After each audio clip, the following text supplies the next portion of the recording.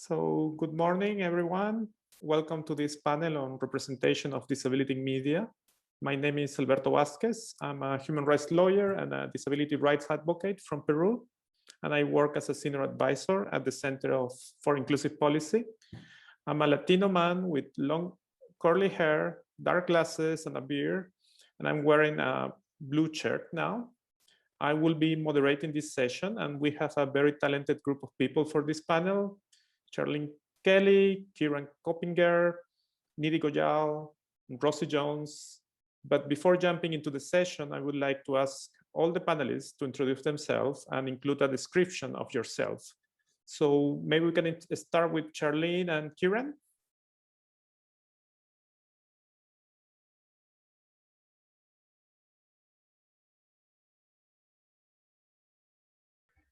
Hi, my name is Charlene Kelly. I am a white woman. I am in my 30s. I have blue eyes. I wear glasses. I'm tall with brown long hair.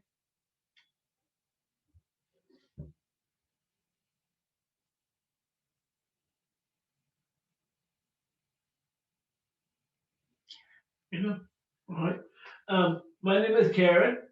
I'm a white male. I'm in my 40s. I have long dark hair, brown hair.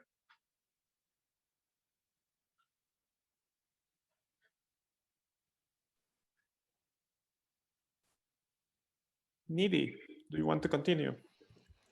Thank you, Alberto. Lovely to be here. I'm Nidhi Goyal. For the past decade, I've been working as a disability rights and gender justice activist and a comedian, raising issues of gender, disability, sexuality. Just to describe myself currently, I am wearing a black t-shirt. I'm an Asian woman with hair tied back, with a pink necklace, some lipstick.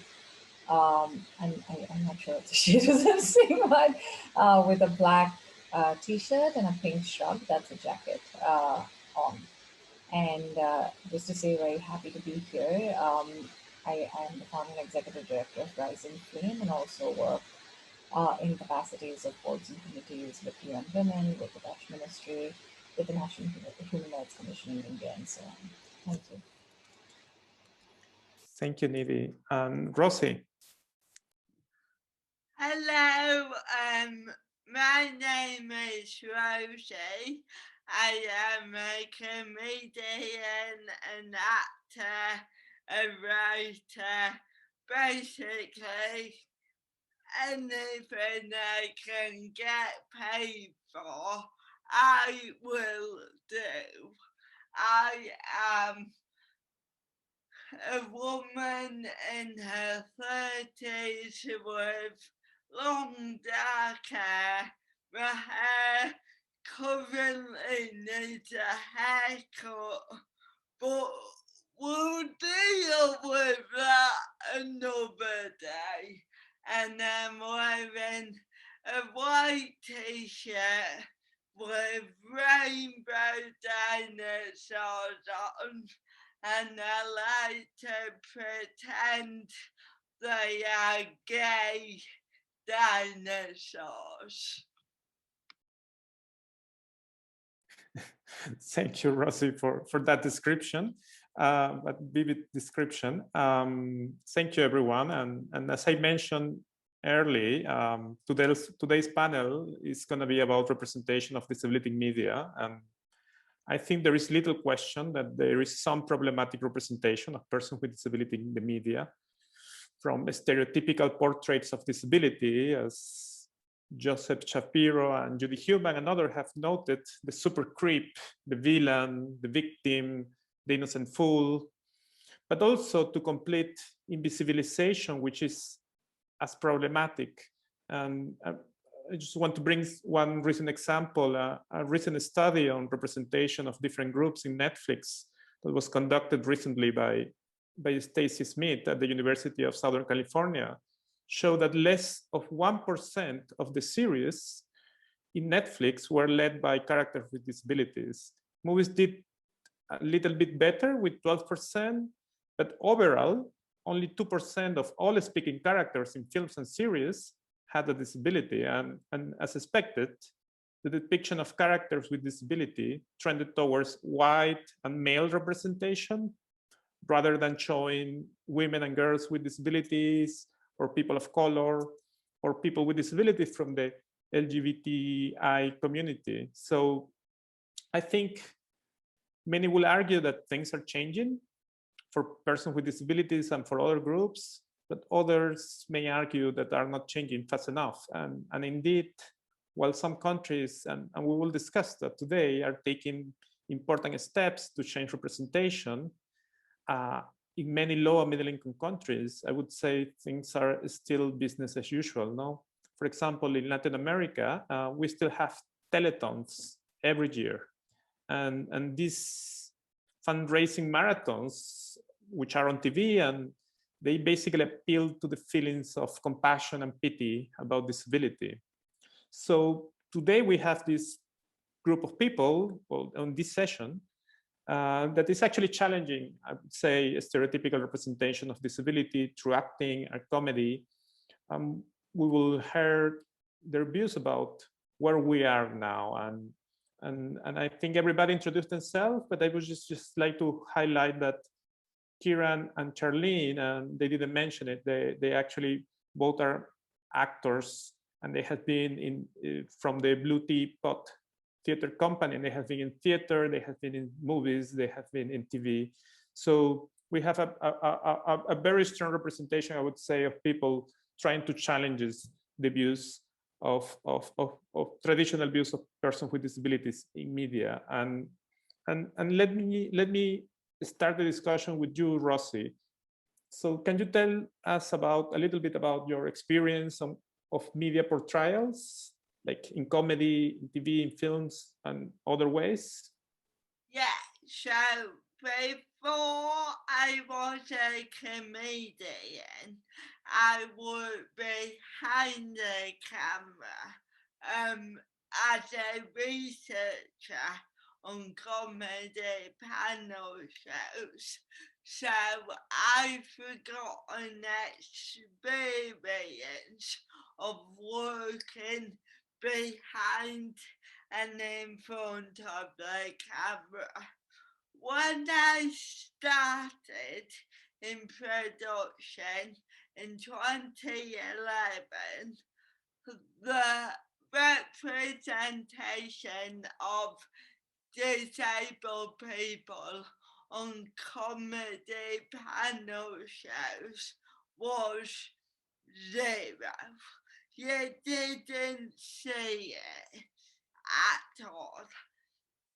And I think over the past 10 years, we've absolutely done better.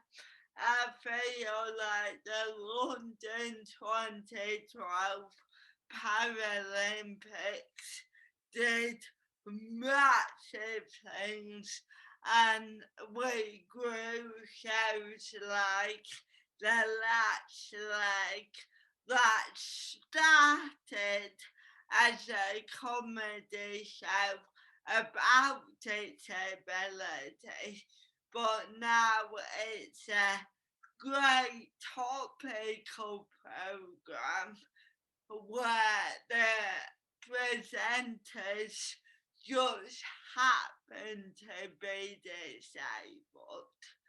And then the past 4 years being a comedian on screen, it has got better. And on panel shows, you do now see some disability, albeit 99% of the time, if there's a disabled person on a panel show, it's usually me, and I'm usually the only one on the show. And when I started started on panel shows, I was very conscious that I had been booked to be, quote, the disabled one, and I felt like it was my job to talk about disability. Again, that changed over time. Sometimes I do mention my cerebral palsy, but if it doesn't come up in the show, I don't, because now I'm in a grateful position that now I'm booked to simply be Rosie. So, in conclusion, I can only speak for comedy but we're getting better, but not nearly there. So let me follow up with you, Rosie, sorry, to break the script. But you mentioned something that for me is interesting because it comes a lot when people discuss representation of people with disability in media, is the turning point of the Paralympics. Why did you think that made a difference, in at least in the UK? Yeah, I can only speak for the UK, and I really felt it in 2012 because before that, I feel like everyone got on board with the Olympics, and then the Paralympics ended up being afterthought that nobody really watched. But in 2012, because the UK hosted it, and because BBC hosted the Olympics, but Channel 4 hosted the Paris, Channel 4 really took it upon themselves to rebrand it, and they did amazing advertising, big posters going, welcome the superheroes, and thank you for the warm-up. It really felt like a celebration of the disability, and I felt for the first time that people weren't feeling sorry for disabled people. It was more like, oh my God, they're like incredible athletes. So for me, it was the first time that there was disability on screen, and they weren't victims of any of that. They were just amazing athletes. So that started it, and I feel like we've gone on from there. But in terms of Channel 4 and comedy and representation, I think you can pinpoint it to 2012. Thank you. And I think it's interesting to see this, the practical perspective of somebody going through that process, and then the theoretical discussions about the Paralympics. So Nidhi, can you tell us about your experience because beyond being a very strong activist, and you are also a stand-up comedian. And so what are your experience in terms of comedy or in terms of your experience in portrayals of disability? Right. Thank you so much, Alberto. It was so lovely to hear Rosie and the experiences there. I think some of the, it plays when you're a disabled stand-up comedian, or you're a woman with a disability who's in comedy or performing arts. It also depends on the stream of art you're talking about, and the issues of gender and work play up as well. So just to first bring up that comedy in India and South Asia, even globally, is seen largely as a man's domain in of itself, and then an able-bodied man's domain. So where again the intersection of gender and disability doesn't leave you when you're thinking about stand-up comedy by a woman with a disability who's also performing at the intersection of gender and disability. So very interestingly, one, the world of work and how genders are respected there, but also how ableism plays up in the world of work, and not only just in opportunities, but who's expected in that place. So for a comedian, for any performer, very important is the audience interaction, the audience reactions, and things like that. And I still remember as an experience that, when I started stand-up comedy, it was really from the lens around, okay, I am an activist and I do everything from national to global policies and strategic frameworks and sort of trainings and writing and advocacy and all of that. But how do you reach the masses? And when I did my first show, my debut in 2016, I think, and there was, the audience reaction was that there was some change, it made them reflect, etc. But it was also when I did perform in mainstream clubs. Very interestingly, there was a huge sense of discomfort, and that's what we see. And Rosie highlighted some of this. I'm sure most of the disabled artists feel this, that there's a sense of discomfort because art is also connected with a certain imagery. And disabled people don't fit that imagery. It's really going back to the basics, and we feel like the basic stigma, stereotype, we've, as a global space, we've evolved beyond that. But if you see the masses, we're really, really, really grappling as disabled people with the very basics of they're supposed to be depressed. How come they're standing here and trying to make us laugh? It makes people hugely uncomfortable. So I think, and it's very similar in the portrayal of disabled characters as well. If there is a disabled person playing a disabled character, immediately the lens with which you look at the character changes. It's not when a non-disabled person plays a disabled character, you really laud the actor or the performer for their performance. And so that discomfort, and it reminds me of Mesum Zaid's TED Talk, where she says that in her school, she really wanted to be an actor, and there was finally in some grade, there was a part of, there was a play around a woman young girl having cerebral palsy, and she felt she having cerebral palsy and being a struggling actor, not being recruited in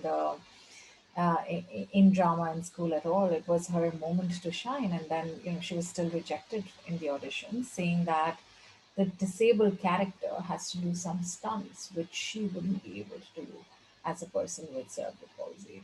And so her obvious outrage was, if I can't do it, so can't the disabled character. So really to think about the emphasis where we are and what imagery really works as a society. And it's very deeply rooted into this idea of normalcy, in this idea of othering the groups. And so the more as a performer and comedian, the more you face that, of course, one, you get more content for your shows, and that's always interesting.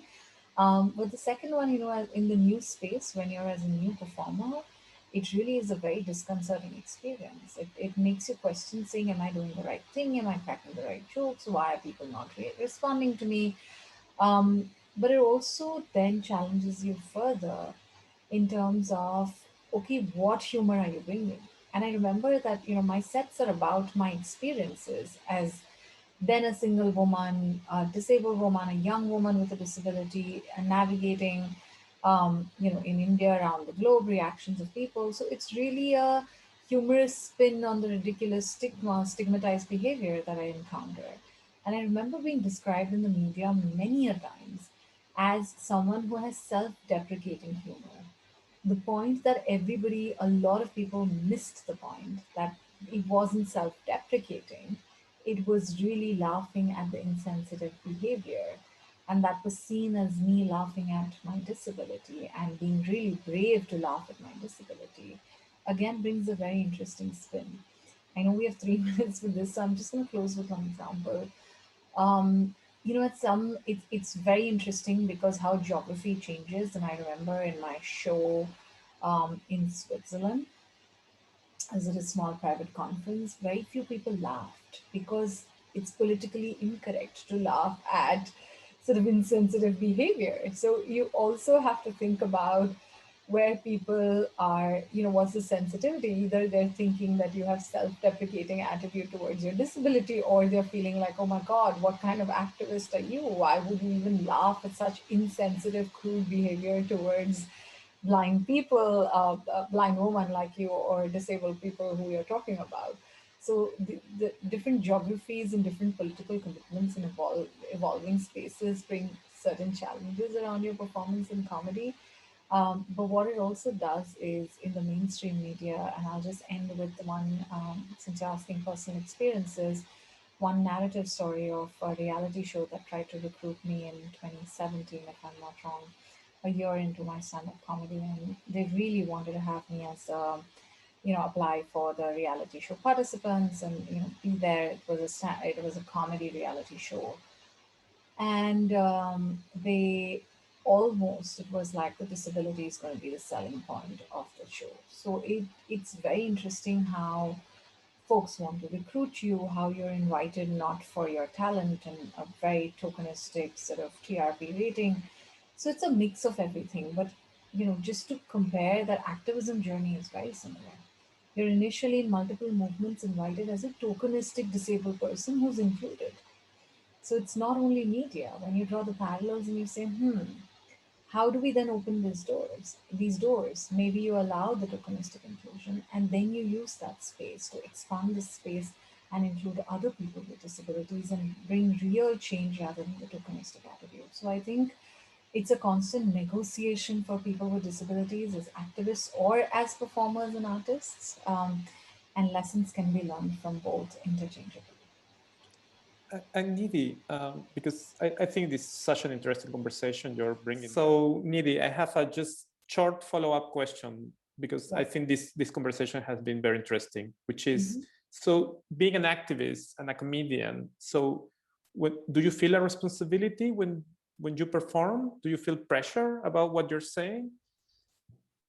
I actually don't feel pressured in either spaces, Alberto.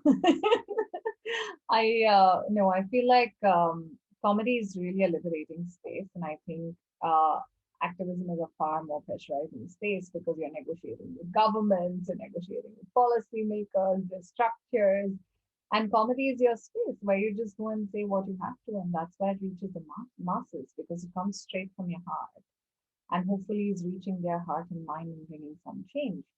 I just feel the only pressure is that, in once you're in a structured environment, once you have policies, once you have laws, you expect certain responses, you expect certain behaviors, you can challenge on the lines of some principles and guidelines. Comedy is really if you make it and you are able to reach through to the person you are, otherwise it just fails. So it's a constant challenge, and I think that's a very interesting challenge for a performer to have.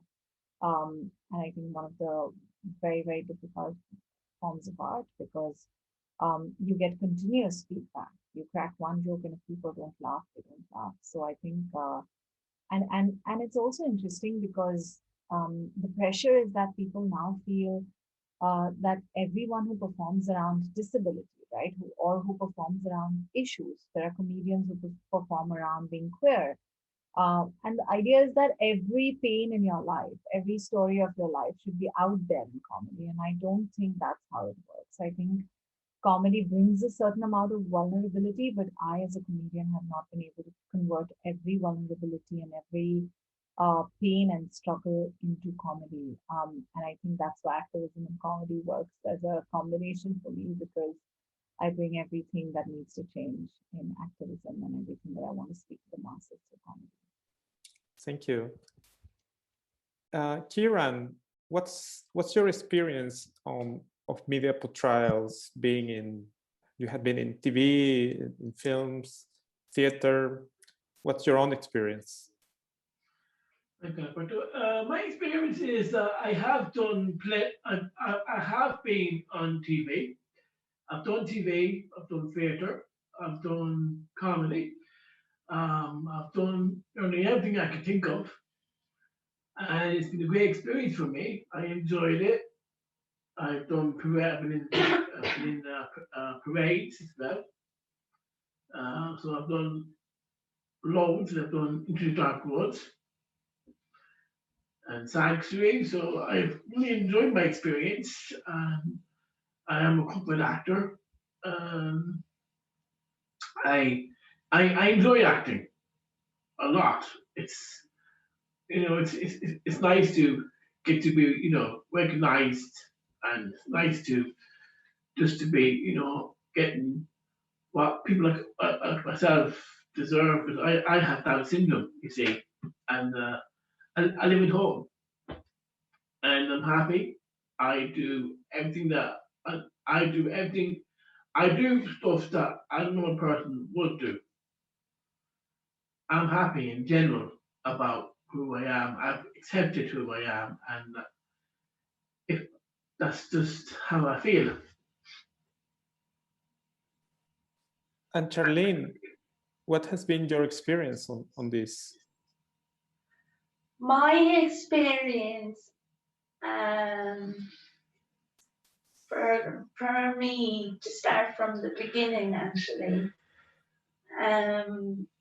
I'm actually a writer myself, and I wrote a play called Into the Dark Woods, which you heard from Kieran, and I do have a disability, and it's epilepsy I have. It is controlled, so it's just a mild condition. It's not serious or anything. And I love acting because when I was 3 years old, I had the experience of learning how to do skills around acting on stage, and I also acted in the play I wrote, and I also was in the film Sanctuary alongside Kieran,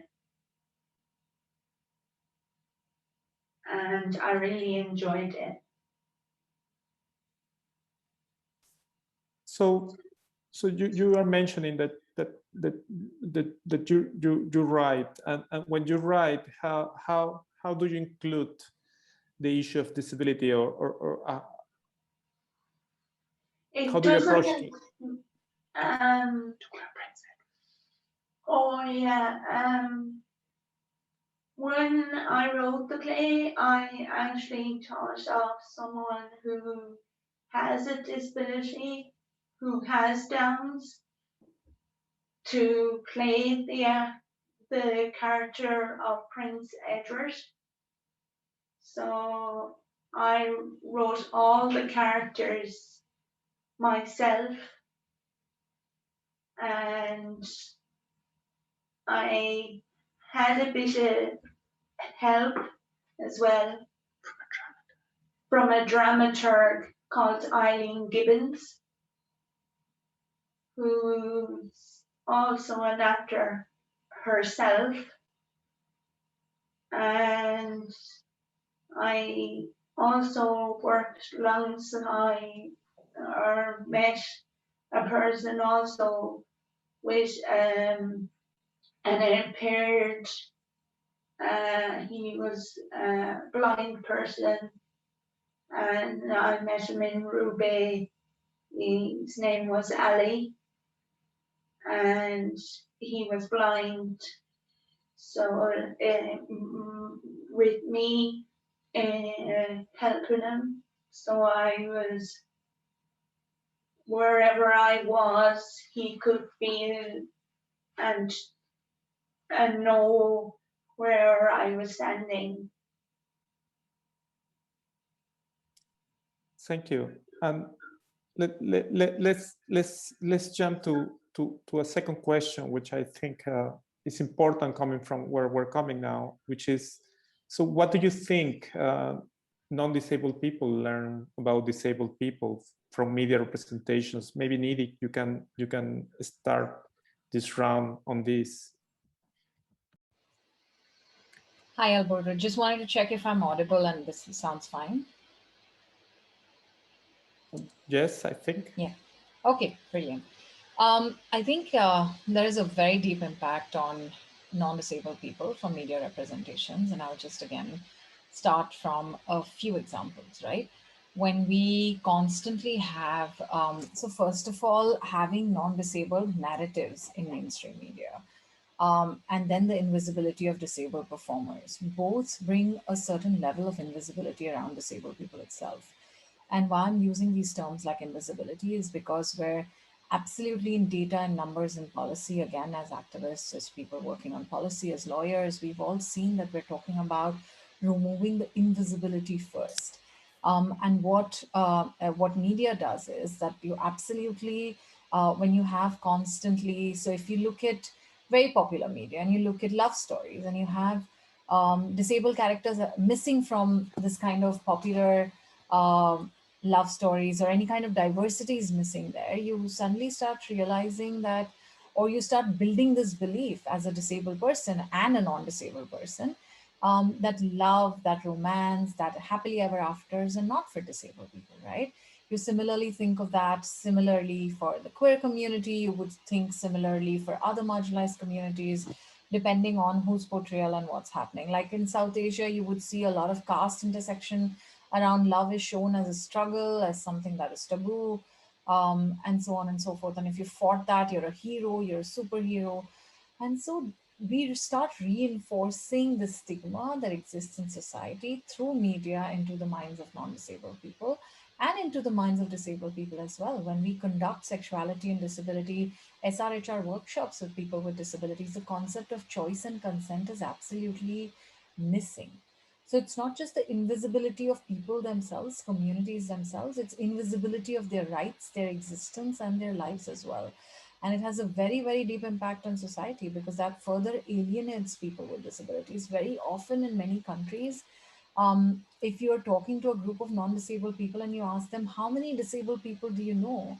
In a group of 30, maybe 2 people will know a friend's friend who's disabled, right? So that kind of invisibility, since they've not seen, and then what happens is when you bring disability in the media, it's also what kind of portrayal. So for a very, very long time, homeless people sitting helplessly on the corner of the street was often a disabled character who could not move, so had a locomotor disability or had blindness, and so on and so forth. For humor, there was always someone who had a stammer, who had some other kind of speech impairment, or who had a limp.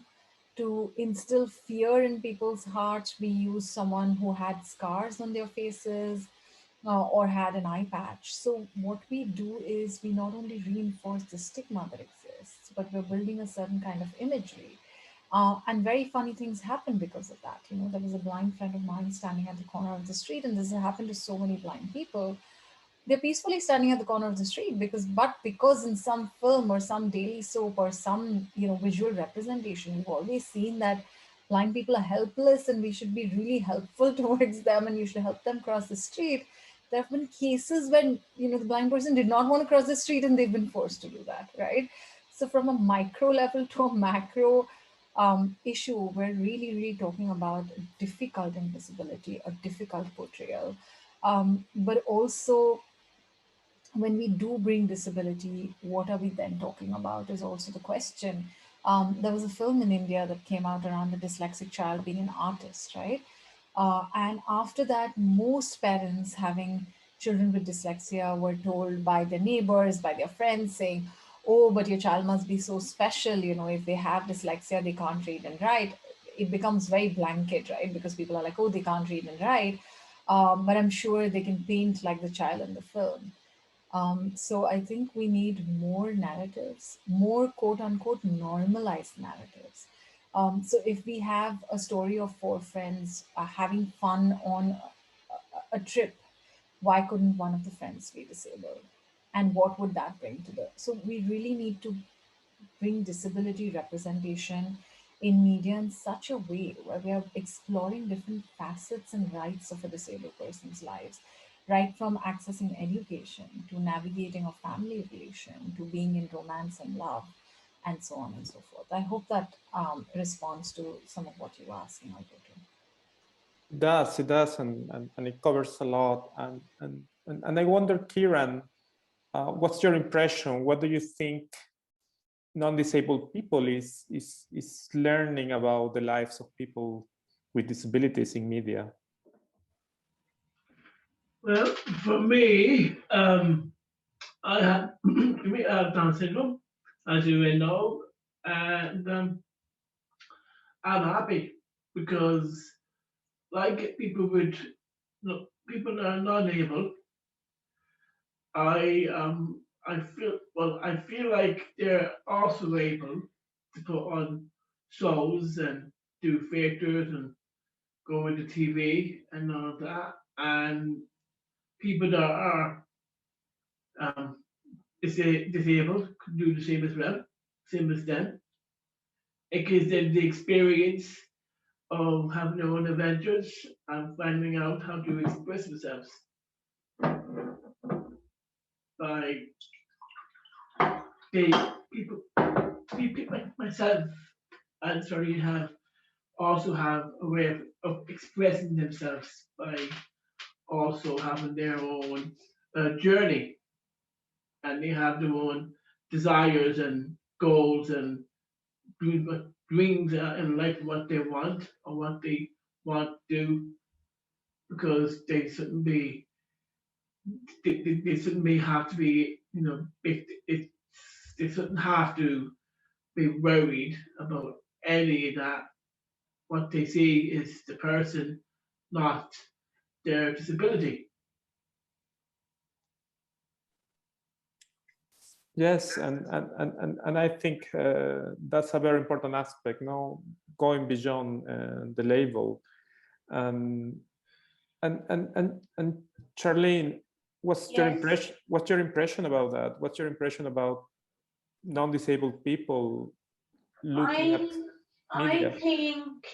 I think that non-disabled people should have equal rights to what they want to do and how they feel about themselves, really. And like everybody is equal in their own right to, like, my point of view on people with non-disability, like they're equal to how I am, and they should get a chance to do the exact same thing when they have a disability or not.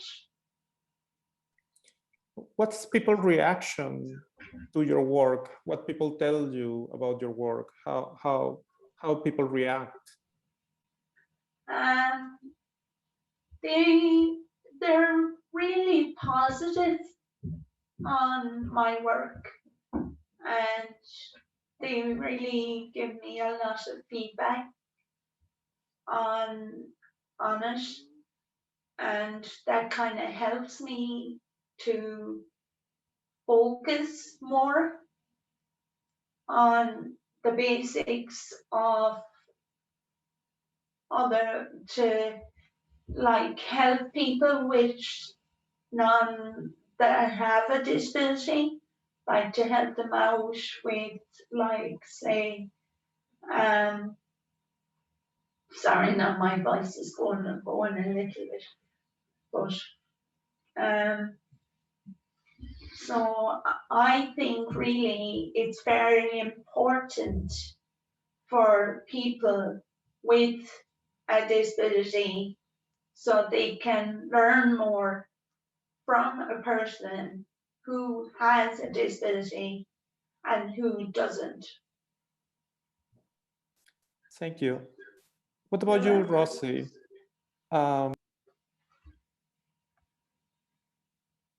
Sorry, I mute myself. What about you, Rossi? How do you see non-disabled people like get influenced by the different portrayal of disabilities? So I think in terms of drama, when there's a disabled character on screen, unfortunately it's still feeds into that archaic notion that all disabled people are flawless, angelic, asexual creatures. Either that or they're the super villain.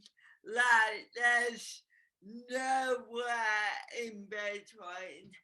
And unfortunately, we're still seeing depictions like the recent remake of The Witches, where they had hand deformations to represent how evil they were, which is absolutely disgusting. And I need to agree with a lot of things that have been said. But my main concern right now is the amount of disabled people on screen. In the drama of a comedy or in a soap, you either get no disabled people or you get one. And that one disabled person has on their shoulder the pressure to represent all disabled people, and that is not good at all, because then we can't show just how brilliantly diverse the disabled community are. Like, you can see today we're all disabled, but we're all coming from it from different directions, different experiences, and we've all got stories that deserve to be told. So I feel like in order for non-disabled people to really properly understand our community, there needs to be more disabled people on TV and in film. Side note, always played by disabled actors, because I cannot believe we're still allowing able-bodied actors to play disabled characters. And when you get more disabled brilliant characters and storylines for able-bodied people. It becomes less of a thing and less of an unknown word. It's like, oh, they're disabled, like that newsreader or that weather person or that comedian or that character in a soap. So basically, more. Yeah, that's very important in terms of, I think it's as you said, it's not just it's not just having characters, it's having actors and people behind the camera, because that's the whole concept of representation. And Nidhi, you mentioned something in your last intervention that is important, which is there is a problem with the invisibilization of people's lives, people with disabilities lives, and how do you think that affects self-image, identity, and understandings of people with disabilities? Like how do you think people with disabilities perceive that and interiorize that, and how it affects them? So it's a very important question because, like I was saying, it impacts everyone's lives. It's not just the non-disabled people. It shapes society, basically, media representation. And Rosie here brought in a very, very important point here, that it isn't just who's seen on the screen, it's also who's a part of creating the story, right? And very often, this is the whole mantra of the disability rights movement of nothing about us without us. And so that somehow falls by the wayside in the media representation piece, or in cinema and art and theater, etc. So just to link that for a minute, and talking about what happens to identity, the way when you grow up, your identity is being shaped as by the scripts around you, by the narratives around you. So if people have disabled siblings, if they grew up in a disabled environment, their approach would be very different. So if you see children of deaf adults, right, the CODAs, you would notice that for them, sign language doesn't seem like an additional language. What's their mother tongue? It's a sign language if they're really, if they're children of deaf adults. So in a very similar fashion, that's a real life narrative or script that they have around them. When media that's all pervasive has a particular script, it shapes you to live in a non-disabled world. And when it shapes you to live and function as non-disabled people, you will always come from a space of having a lack. So the kind of medical and charity model that we want to evolve beyond in the space of disability rights, and we're talking about social and rights-based approach, social model and rights-based approach, that doesn't come in, because all the narratives are either non-disabled or are coming from a non-disabled lens, which really is the lens of pity, is the lens of heroism, is the lens of how lovely everyone else is. If you have a disability, it's such a burden. Some of all of those words that we want to challenge in our disability rights and move beyond that and grow beyond that as disabled people. Somehow the narratives of that this is my right, that this is, if you use an elevator and I use a ramp, it's the same. There's an accommodation for you as a non-disabled person. There's an accommodation for me as a disabled person that shouldn't be seen as a special arrangement. That kind of language, that kind of representation and reflection doesn't come in. So as a result, when you've always seen films where, to really portray masculinity, the man has been able to shoot down 4 people, or like beat the bad people and rescue others. And if that's the idea of masculinity, if you're a male disabled person, or if you're a man with a disability, you will constantly come into a space of understanding of masculinity, and it would reflect on you as you lack those attributes of being masculine. So I think it reinforces the lack and the invisibility both. It really brings a lot of isolation, guilt, and shame. And very important to remember what the isolation, guilt, and shame does. It imbalances power. So the power structures that we're again trying to challenge, that those get imbalanced.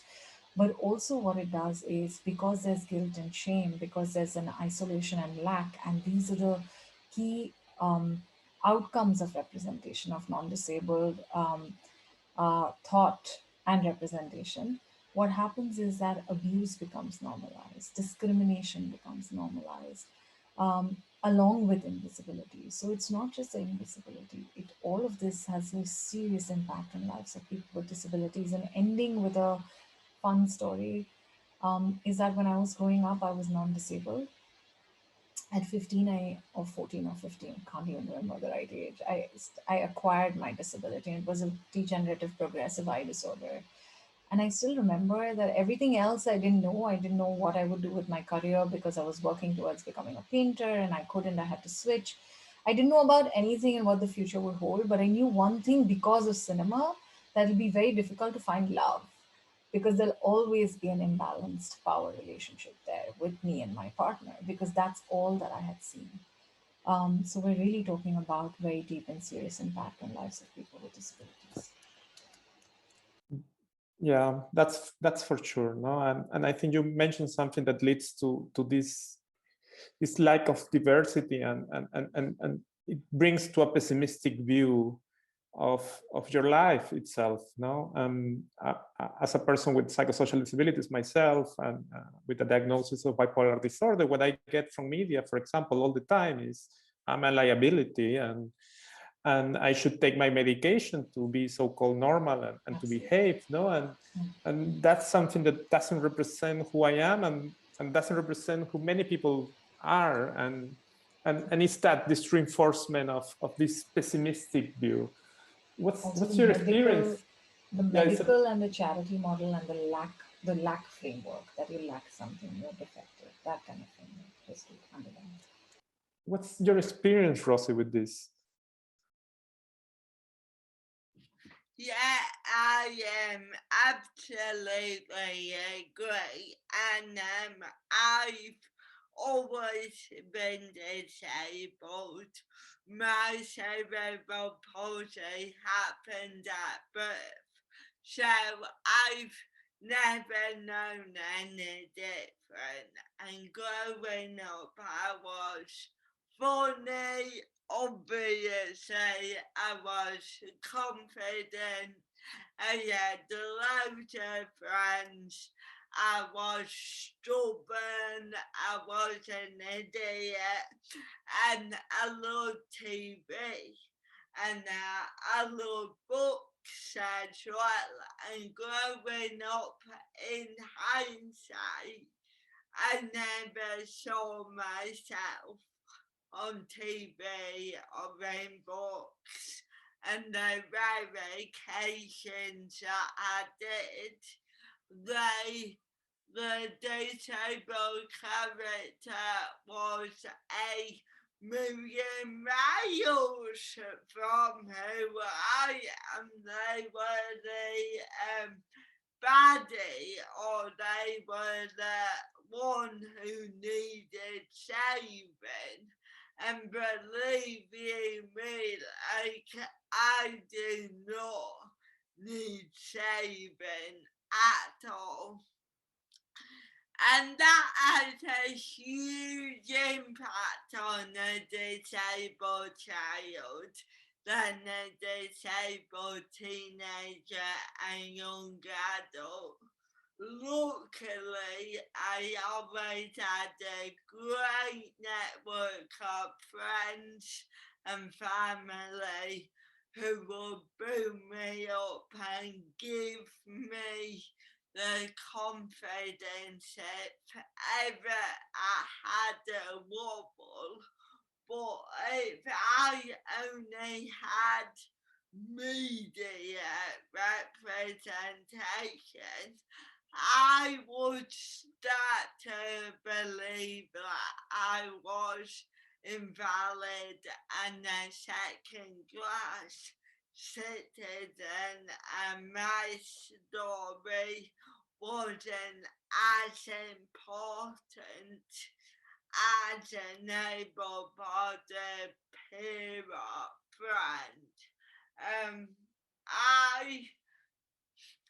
I'm okay, and I made it through, and in my job I'm trying to change it and encourage more disabled people to work in media.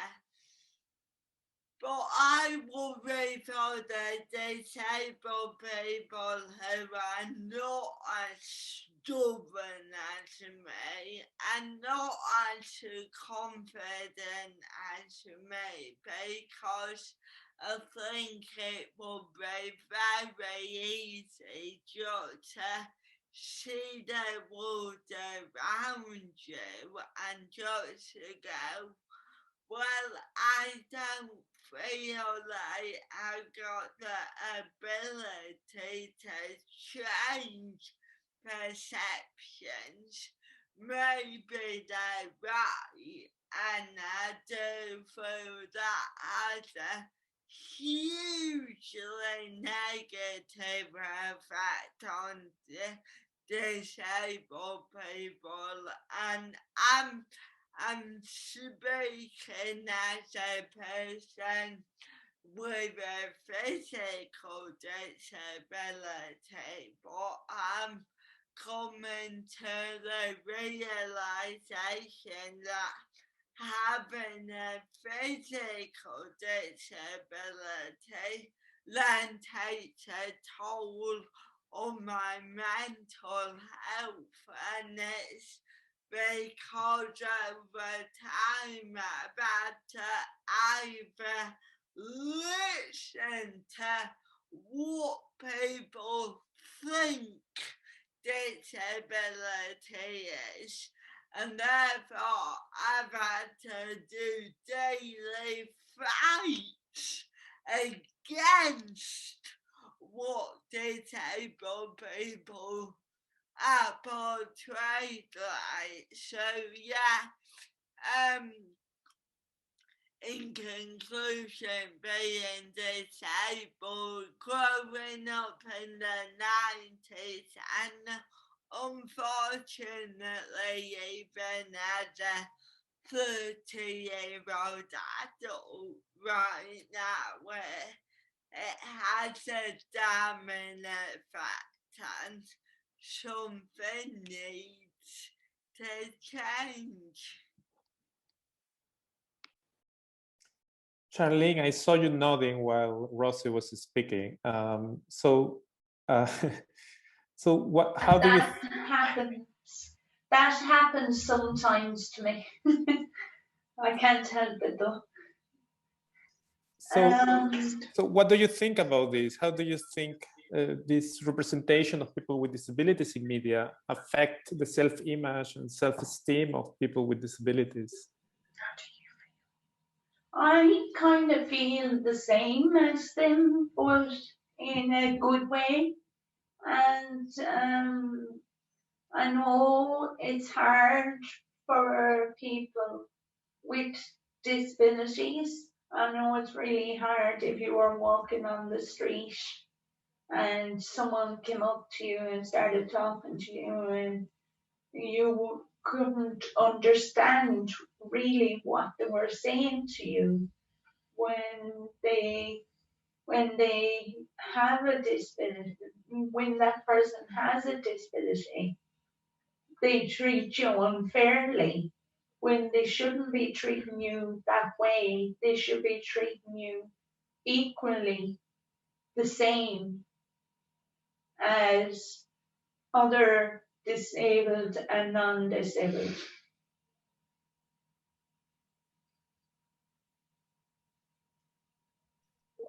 Kieran, what do you think about this? What's your experience with how do you feel when you see this very stereotypical representation of people with Down syndrome, for example, in movies, or people with intellectual disabilities? Well, I agree with Indy and Rosie and Charlene as well. I agree.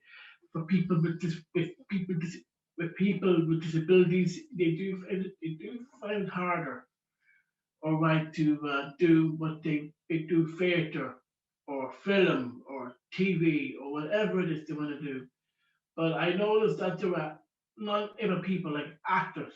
I noticed that do play people in movies like Tom Hanks and Dustin Hoffman and Dave Day-Lewis and people like that. I've seen them in movies playing disabled people, and they see they see disabled people through their eyes of what they experience.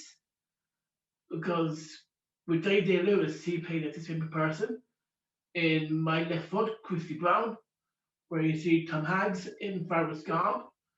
You see Dustin Hoffman in another movie, playing a disabled person. And then of course Christian O'Reilly, who is actually he did a thing called Inside and Dancing of two people in wheelchairs who go through life as disabled, but they can still, you know, they're still able to get about and have their life, even though one of them dies at the end. For me, yes, I do have Down syndrome. I work with people who have Down syndrome. I work in a center with a mix of group of people who have different disabilities. I work with people who have disabilities too. But we all live locally in Galway. Some live up in the country and find it hard to get in because there's no transport for them.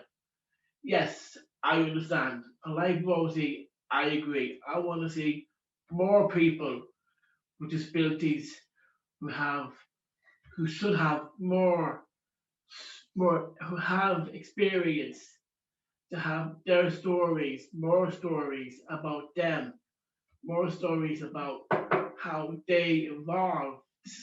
It's kind of like seeing them in their own eyes. That non-disabled people who are basically able will be able to see people like us, but through our eyes, to see our lives, how our lives unfold, because then people like that will know how it feels for us when they feel the same thing when they play people in movies or in films. I see them all the time, and these then they will know how it feels for how their lives unfold, and they give people like us a chance because it's not fair to be treated the way they are. It's they can't be judged on the fact that they're disabled. No one is allowed to be labeled, because we are able to do anything that they can do. We're able to have our own dreams, our own desires, and we believe in what we do. So I agree with Rosie and Indy telling Dave. There should be more stories about people like that. That's true, Karen. You touched on something very important. You mentioned this huge, I would say, trend of non-disabled actors portraying people with disabilities and actually winning prizes for it. So I think clearly one aspect you're mentioning and raising is the importance of having disabled actors playing characters in good portrayals of disability in films and TV and theater. But Kieran, what else do you think could be done beyond having more actors with disabilities to improve this situation we're talking about, this very stereotypical and representation of disability in media? Well, I see people on TV all the time. I see non-able people on TV. I see people that are disabled on TV. I've seen them in Coronation Street. I've seen them in Emmerdale. I've seen them in EastEnders, because there are people from different genders, from disabled people to people that are also transgender as well, and people that are gay as well in programs like Hollyoaks. And I see them, and I see how they do that, and they get the experience that they need because they get to work with people every day, and you get to know people. And like Rosie, I agree. This would be a lot more people with disabilities doing more like theatre, film, TV, because they have a right. Everyone has a right to be equal. Everyone who is disabled has rights like everyone else. Like me and my friends here in Blue have a right to put on Film Sanctuary, which we did, thanks to Christian and Len Collin, who was the director, and Fiona Borker, the producer, and that was because we did Sanctuary because we want to get the message across to everyone about sex before marriage. So basically, for me, I had Down syndrome. People with Down syndrome, well, it's not easy, I know, for some people, but in acting, it's never easy for people. It's not always easy, it's hard, but for people who are disabled, I want to see more of them. I want to see more of them on TV. I want to see more of them doing theatre, more of them doing film.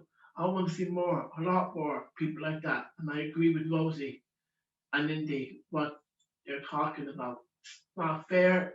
It's not right. They shouldn't be ridiculed because of they're disabled. It doesn't matter if you're cerebral palsy or have epilepsy or Down syndrome or visually impaired. It could be anyone, but you should not judge them because of the fact that they're disabled. Thank you. Charlene, Yes. how do we achieve that? How we get more people, more actors in playing characters in TV? Do you think it's just an issue of casting? Do you think it's an issue of writing? Do you think it's a more structural problem? What do you think could be done to improve this situation? I think that I'm kind of the same as Karen in a way, and I understand how Rosie and I can't pronounce the other girl's name. Can't pronounce it. Nidhi. I understand how they're feeling as well as what me and Karen are feeling. We have rights and we should have them respected and be treated fairly. It's not fair to people that have that type of disability and treating them, they shouldn't be treated that way. They should be treated with respect, and it's very, very important that no one treats them badly. Thank you. Nidhi, what are your views on this? What do you think could be done to improve representation? Okay, so for me, sorry, I'm trying to switch off the sound in the background. For me, I think multiple steps. I think in addition to what my colleagues have spoken here on the panel, I think what's also important is to think about education, right?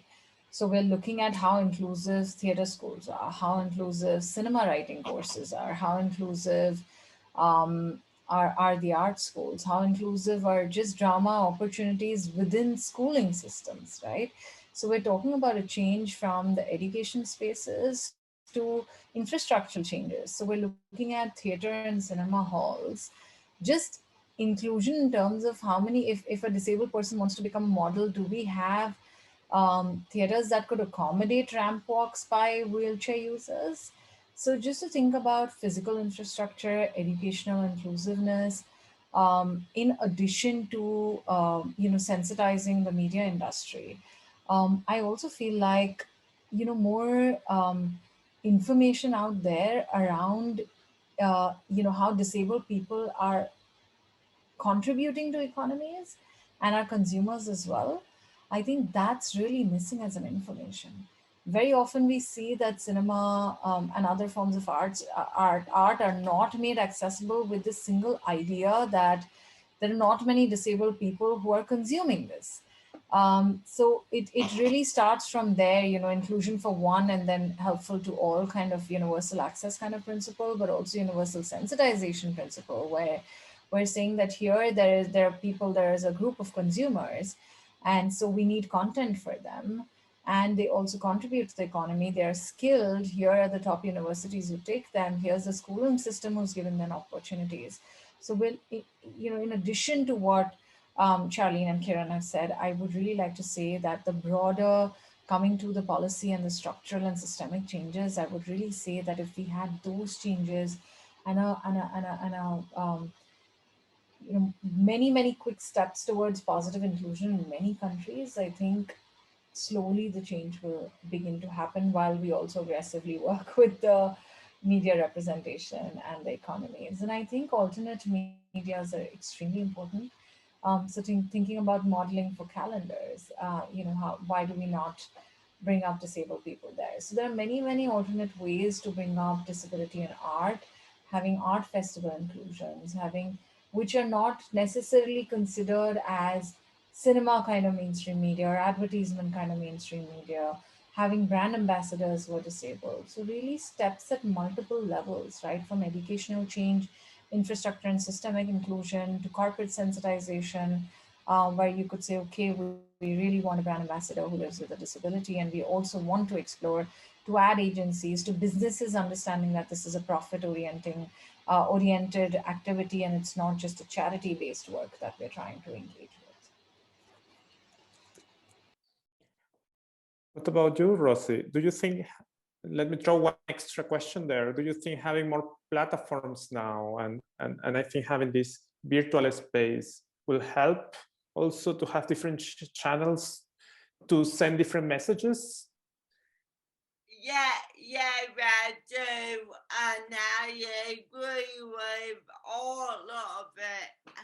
And I feel like in the UK, 22% of the population identify as having a disability, and it's absolutely disgusting that that is not nearly represented on screen and off screen. I'm gonna answer it in two parts. So number one, what can we do to improve? I think we need to encourage more disabled writers, directors, makeup, just anything off screen, because certainly in my job as an actor or TV comedian, I often get to a set and I need to go, I can't do that. Oh, have you thought about this? Oh, why is my dressing room the furthest away? And I really feel like if you are more disabled people in production, it wouldn't solely be up to me or the other one disabled person together on the day and have it on their shoulders to change the whole realm of things. How do we get more disabled people in production? I do think it's diversity training schemes. I think it's going in schools. Because certainly for me at university, I knew I wanted to work in telly, but I had that self-doubt of going, well, I don't know any disabled directors or writers. And then little side note, if we do have disabled writers and producers, then when we're creating characters for dramas or sitcoms, the disabled characters then come from a place of experience and knowledge, and they're beyond able-bodied writers' idea of what disability is. And then your second question about the virtual platform, I feel like it makes it easier for disabled people. For example, today I've not had to come away from my house, and therefore I've not fallen over 4 times. I've not experienced abuse. People shout at me on a weekly basis. I've literally got out of bed and come here, so that's very easy, and the virtual sphere makes it much more accessible for disabled people to put their creative work into the world. Side note that we got no time for, but the negative of that virtual world is it's open to trolls and ableism, and that's something I had to experience all day, every day, but we haven't got time to get into that. But creatively, certainly all the TikTok, YouTube, social media does make it easier for a disabled creative to put their work into the world. Brilliant. I think you summarized very well some of the points of this discussion, and we have come to the end of the panel. We run out of time. This happens also in TV and stage. I would like to summarize and close with some ideas that came out from this panel. I think for me, one strong one is that media doesn't look like real life, but it's actually shaping the way we understand our lives and it's reinforcing stigma and stereotypes, and that leads to, as Nidhi was saying, microaggressions, and it's not just ableism, it's this mix, this intersection of identities and how they combine to each other and reinforce some stereotypes. But the other side is this invisibility of people with disabilities experience that may lead to isolation, to low self-esteem, and that brings back the discussion about the importance of self-representation, no? And how media is pushing us to fit the expected roles of society for people with disabilities. And that's when it comes the importance of having this representation, not only through actors with disabilities and people in front of the camera or in the stage, but also in general on the production side, as was mentioned before by Charlene and Rossi, and the importance of having writers, having directors, having different people in the production which will be enablers for the inclusion of perspective of people with disabilities. That this goes beyond, as we have been reminded again by Kieran, by Charlene, by Nidhi. We need systemic changes, no? Education, accessibility, awareness raising, but also seeing the consumer that could be behind this. Because at the end, we represent a big group of the population, which actually has multiple identities. No, I would just like to close with 2 additional ideas to bring this back to the Convention on the Rights of Persons with Disabilities, and how this international treaty, which has been ratified by many countries, most countries in the world now, acknowledge the need for changing this stereotypical representation of people with disabilities in media. One article, Article 8 on awareness raising, actually mandates the states to encourage media to portray disability in a manner that is consistent with the principles of and the purpose of the convention, which is basically respect for dignity, non-discriminatory manner, and embracing diversity. And the second part, which Nidhi kind of brought to the discussion too, is that there are some important lessons that we can take from the experience.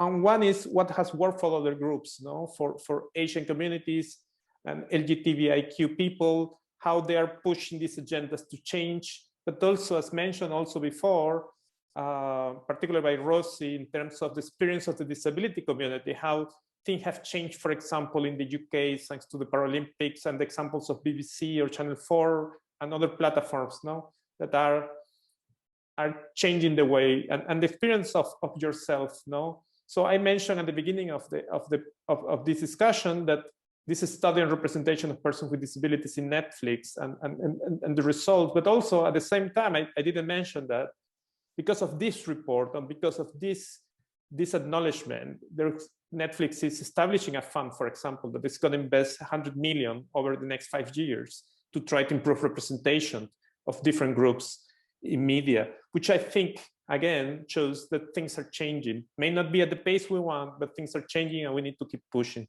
So thank you, everybody, for this panel. I really enjoyed meeting you and discussing with you, and I hope we will meet again, and I hope people in the summer school will enjoy it as much as me. So thank you, everybody.